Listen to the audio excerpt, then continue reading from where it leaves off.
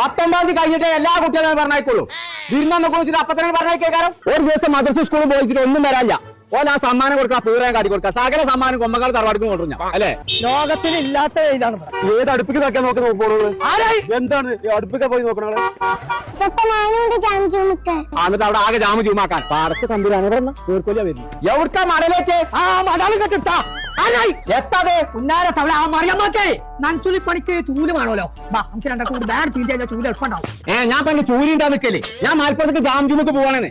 മലപ്പുറത്തേക്ക് jam എന്നാ പോവുക. എനിക്ക് തീരെ തലക്ക് സുഖല്ലേ തവളെ. തമ്പുരാനെ 19 മലപ്പുറത്ത് പോലെ ഉദ്ഘാടനമാണെന്ന്. 19 മലപ്പുറത്ത് ഉൽക്കമുഖേ തമ്പുരാനെ കാതറെ ഉൽക്കമു കൂട്ടാലോ പാഞ്ഞോ വെറുതെ പറയാണ്.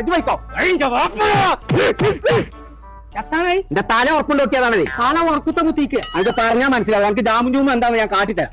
അതുപോലെ മാറാപ്പൊ നീ എത്ര തോണി പോവാ. അല്ല ഇന്ത്യയുടെ 19 കൊണ്ടുപോവാ. നടക്കാതെ പോയിക്കോളൂ. ബാത്റൂമൊക്കെ താത്തിനെ പോവാ.